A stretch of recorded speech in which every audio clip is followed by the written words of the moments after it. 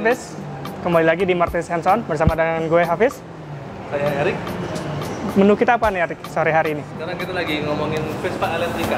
Oke, sebelum kita bedah ya, pencet dulu dong tombolnya. Sini. Ini ada tombol peluncuran. 3, 2, 1, gimmick. Oke, Vespa Electrica ini membawa peran yang strategis bagi Piaggio Indonesia. Pasalnya, motor listrik yang diluncurkan, diproduksi di Italia nih ya, itu menjadi Vespa elektrik pertama yang dibawa oleh Piaggio Indonesia, bahkan menjadi motor listrik pertama dari Vespa yang diluncurkan di wilayah Asia Pasifik. Indonesia menjadi negara pertama yang mendapat peluncuran dari Vespa Electrica. Nah, seperti apa unique selling point yang dibawa si Vespa dan kenapa sangat strategis? Kita lihat ulasannya yuk. Gimana Rik, lu punya apa nih Rik di sini Rik? Jadi ini yang kita mau bahas kali ini adalah Vespa Electrica. Electrica itu dalam bahasa Italia mungkin artinya listrik lah. Jadi ini memang Vespa listrik. Vespa listrik. Full listrik, nggak hybrid lagi tapi memang benar-benar Vespa yang mesinnya dilepas diganti dengan mesin listrik. Gitu. Oke, karena lahirnya di Eropa pakai nama Electrica. Electrica. Kalau lahirnya di Indonesia Vespa elektrik. Vespa elektrik gitu kali mungkin. Gitu ya. Atau Vespa nyetrum. Itu lahirnya di Banyuwangi.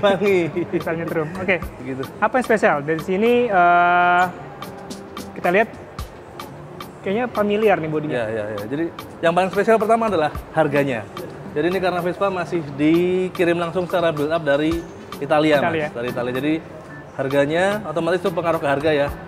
Ini motor ini kalau Primavera biasa tuh 50 jutaan. Oke, basisnya ini Primavera ya? Basisnya ini Primavera, walaupun secara dimensi ada penyesuaian sedikit karena ada powertrain yang berubah, jadi dimensinya agak lebar dikit dan agak panjang sedikit. Dan itu juga harganya juga agak melar dikit. Dari Melarnya banyak biasa. Ya? 4 kali lipat. 4 kali lipat dari harga Primavera biasa? Harga Primavera biasa 50 jutaan, ini jadi sekitar 198 juta. Wow, begitu. Wow, lebih mahal yang dari paling LCGC ya. Lebih mahal dari program LCGC pemerintah ya. Apalagi yang mau diketahuin dari motor ini? Nah, tadi kan dia bilang ini menjadi Vespa yang strategis dikirim karena melihat tren elektrifikasi kendaraan di Indonesia. Lalu dia membawa si Vespa Electrica ini dengan menawarkan experience berkendara yang berbeda katanya. Tidak seperti kebanyakan motor listrik yang mungkin banyak jedanya terlalu lama atau ketika mereka start stop itu ada idle, listriknya mati dulu ya.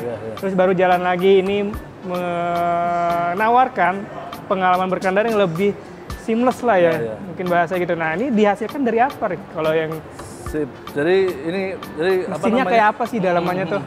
Jadi Piaggio ini buat ngerancang Vespa ini dan untuk mendatangkannya ke Indonesia itu butuh waktu beberapa tahun lah untuk. Jadi Vespa ini udah beberapa tahun diluncurkan secara global dan sudah dipasarkan di beberapa negara, tapi baru dipasarkan di Indonesia baru tahun ini. Kenapa kok butuh waktu sedemikian lama? Karena memang Piaggio perlu memastikan bahwa produk ini itu market fit sesuai sama kondisi pasar dan punya keunggulan yang cukup bisa diandalkan lah dibandingkan dengan kompetitor. Salah satunya dari segi ini ya daya jelajah. Ini motor bisa sampai 70 sampai 100 kilo. Jadi ya memang nggak terlalu jauh sih, cuman cukup mewakili buat para pengguna Vespa yang mungkin cuma mau nganter anak sekolah, mau ke warung atau mungkin gitu ya. ngopi-ngopi deket kayak gitu. Ikanan asik. Oke, top speednya? Jadi memang Vespa dari yang biasa maupun yang listrik memang nggak didesain buat kebut-kebutan ya. Betul. Meskipun ada banyak yang arogan. Orang tertentu ya. Ya. Kalau yang ini memang didesain buat nyantai, jadi dia cuma bisa top speed maksimal cuma di 67 km per jam. Ya. Jadi itu memang sengaja didesain gitu juga buat bisa mendukung daya jelajah yang lebih jauh. Mungkin bisa tuh dibikin lebih kencang, tapi nanti baterainya semakin boros. Jadi, dengan 2 mode berkendara ya? Dengan 2 mode berkendara, ada eco, ada power. Jadi sesuai sama kondisi, kalau mau butuh ngirit ya kita pakai mode eco, itu bisa sampai 100 kilo. Tapi kalau mau yang power, dia lebih galak, top speednya juga lebih tinggi. Tapi jarak tempuhnya otomatis kepangkas. Oke, tadi gue juga udah nyobain, dan memang kalau untuk eco ini biasanya diperuntukkan buat entah itu pengendara yang baru pertama kali menggunakan motor listrik atau kendaraan listrik biar nggak kaget, pakai eco dulu, masuk ke mode eco, kalau sudah terbiasa bisa mapping ulang masuk ke mode berkendara power ya. Nah, selain itu kan di global kalau nggak salah ada empat warna list ya. Ya. Benar. Jadi warnanya secara global cuma ada satu warna bodinya ya. Silver ini ya, apa sih?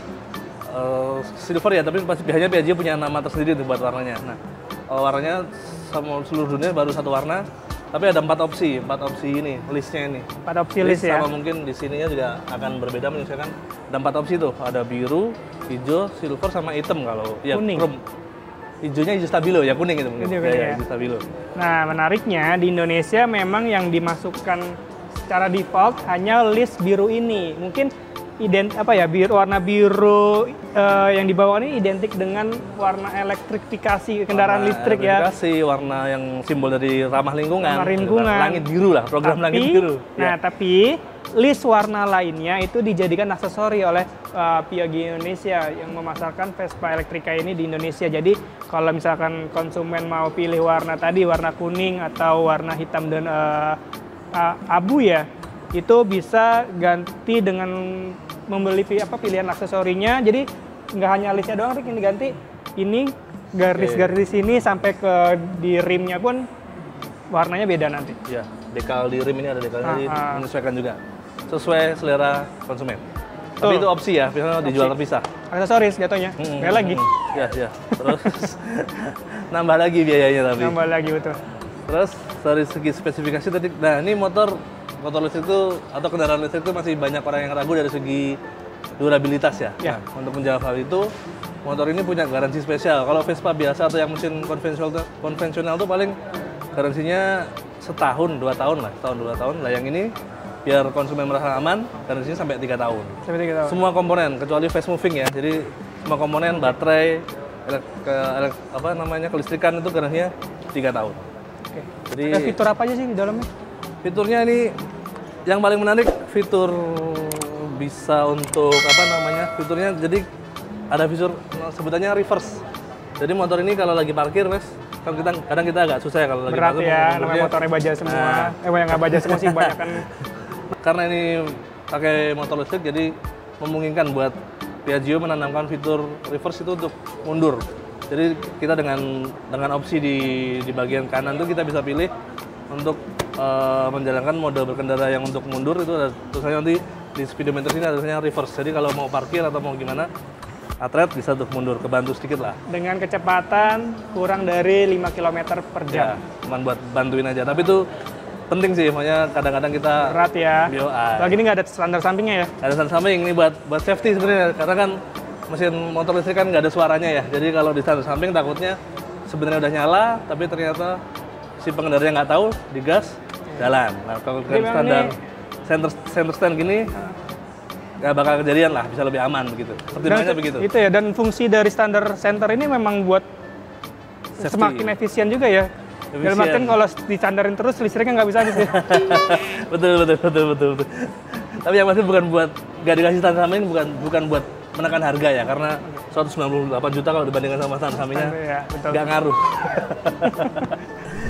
Oke, kita kan udah nyobain ya Rick. Tadi lu pertama dan paling banyak nyobainnya. Gue mau lu membagikan ke Marves penonton semua gimana rasanya bawa motor ini. Ya, kayak motor listrik pada umumnya, ini otomatis hening ya, senyap. Jadi kadang kalau di jalan orang-orang pada ngeliatin ini motor kagak ada suaranya gitu. Itu yang pertama. Terus yang kedua, otomatis kayak yang dari Mas Hafiz sebutkan, dia mempertimbangkan kenyamanan ya. Jadi seamless. Nah, itu bisa kerasa kalau kita dari berhenti ke jalan itu dia smooth banget. Walaupun begitu kita hentakan, dia cukup bisa akselerasinya lumayan. Itu kalau secara kurang lebih untuk handling macam-macamnya, pengereman mirip-mirip sama Primavera yang konvensional. Cuma bedanya ini memang mungkin buat menekan harga ya. Remnya nggak ABS. Kalau Vespa kan sekarang standarnya udah ABS ya. Ini belum ABS, cuman ada fiturnya kombi brake system, artinya rem depan belakang terintegrasi, itu buat menggantikan si ABS-nya. Dan sebenarnya juga karena top speed-nya juga nggak kencang juga, mungkin nggak terlalu diperlukan ABS di sistem ngeremannya ya. Betul. Nah, dari fitur-fitur ini, Rick, lu kemana Rick? Nah, dari fitur-fitur yang dijelaskan Erik ini memang jadi salah satu unique selling point yang dibawa dan dikomunikasikan selalu oleh PID, Piaggio Indonesia, yang menaungi brand Vespa, brand Piaggio, brand Aprilia, dan brand Moto Guzzi. Mereka ingin menawarkan experience riding experience yang berbeda dari kebanyakan motor listrik di Indonesia yang hadir dengan tadi ya kenyamanan seamless-nya. Sebab itu pula mereka banyak menggelar aktiviti yang mengajak para masyarakat ataupun calon konsumen untuk mencoba langsung nih, Rick. Itu dihadirkan di outlet-outlet Motorplex-nya mereka yang tersedia unit test drive-nya. Nah, jadi memang aktivitas below the line-nya cukup digencarkan, termasuk kemarin ada di pameran Gias, mereka juga bawa banyak unit untuk dites oleh para pengunjung Gias. Experience itu perlu buat orang mengeluarkan uang sebesar itu, harus nyoba dulu nih, feels-nya gimana, rasa detailnya kayak apa gitu. Menariknya, dia nggak ngomong nih spesifik segmen targetnya kemana, cuma dia menyebutkan bahwa kami menargetkan konsumen yang memang senang berkendara dengan Vespa, baik itu laki-laki atau perempuan. Kan kalau dia juga bodinya nggak terlalu besar banget, yang mungkin masih ergonomis juga untuk pengendara perempuan, mau dari kalangan muda ataupun kalangan tua.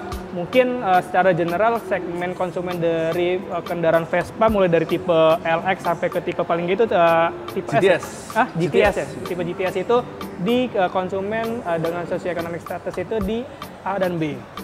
Gitu. Dan memang aktiviti below the line sangat diperlukan ya untuk tadi mendongkrak atau eager to try this untuk mendongkrak experience mengajak konsumen untuk bereksperience. Experiential marketing, betul. Nah, bentar lagi kita akan masuk ke segmen bagaimana Erik menjelaskan apa itu experiential marketing dan bagaimana membangun sebuah experiential marketing yang sangat jadi kuliah nanti.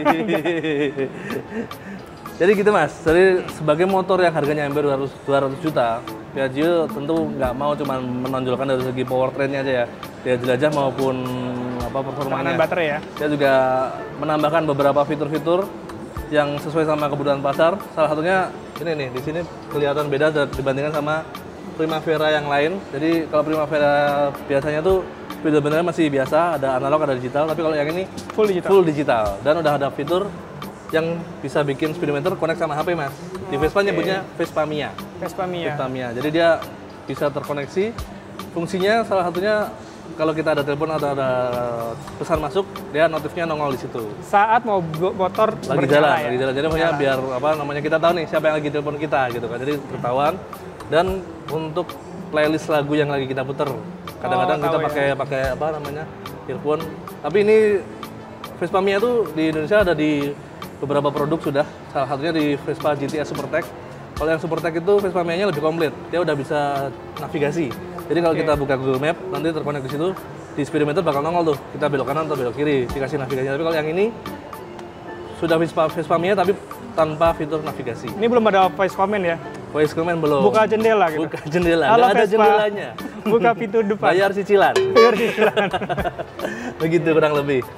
Itu yang paling menonjol. Terus bagasi ukurannya sama kayak Vespa Primavera biasa. Karena baterainya, powertrainnya di sini, baterainya juga di bawah sini. Artinya bagasi masih tersisa di sini, muat buat satu helm. Sama persis kayak Vespa Primavera konvensional. Dan tidak disarankan untuk menerjang banjir yang dengan kedalaman maksimal di setengah ban bannya mereka ya? Semahal-mahalnya dia bukan jet ski lah. Ngomong-ngomong, dia butuh daya berapa, menghabiskan daya berapa untuk berapa lama sih kalau dicas dengan mungkin standar normal charging ya? Jadi ini baterainya Vespa Electrica ini bisa dicas dengan durasi sekitar 4 jam sampai 8 jam. 4 jam sampai 8 jam ya? Tergantung, dia nyebutnya tergantung dari kondisi cuaca di sekitar sama kondisi temperatur baterai.